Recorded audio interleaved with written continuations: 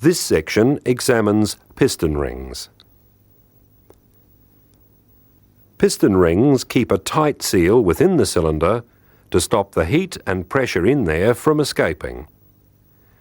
They also stop oil passing up into the combustion chamber.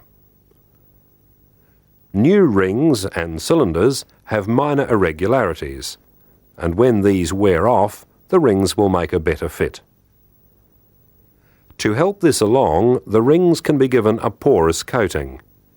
It's softer and wears more quickly than the ring material, which is usually cast iron.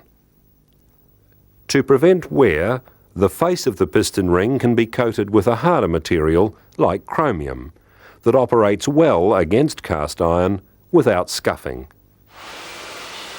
They are split so they can be fitted into grooves in the piston and to expand against the cylinder walls.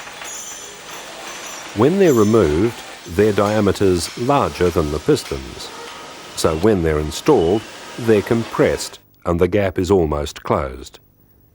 Tension in the rings keeps them against the walls. There are two main types of piston rings: compression rings and oil rings. Compression rings must seal against compression loss during the compression stroke, or the air-fuel mixture won't be fully compressed. They must also seal properly during the power stroke, or combustion gases are forced past the piston into the crankcase. This is called blow-by. A plain compression ring has a rectangular section. It's held against the walls by combustion pressure behind the rings. A tapered ring seals against pressure too, but its slightly tapered face helps scrape oil off the walls as well. Faced rings are designed to better resist heat and wear. A ring that's chamfered or grooved exerts increased pressure against the walls. It's also called a torsional ring. Its shape creates internal forces in the ring so that when it's installed it twists slightly upwards.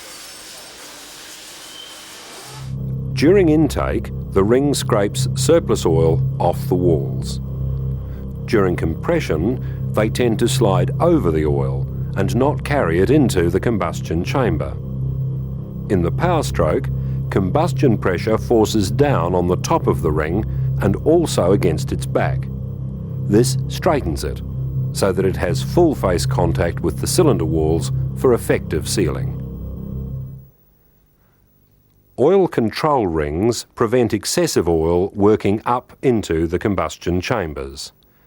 It can be a one-piece ring that depends on its own tension to hold it against the cylinder walls. Slots in the ring and holes in the piston behind the ring let oil return to the sump. Many oil rings are segmental types with 3 or 4 segments. They have 2 side rails and an expander, which also acts as a spacer for the rails. They depend on the expander to hold them against the walls. The expander is made of thin steel with a series of crimps to give it an outward spring force.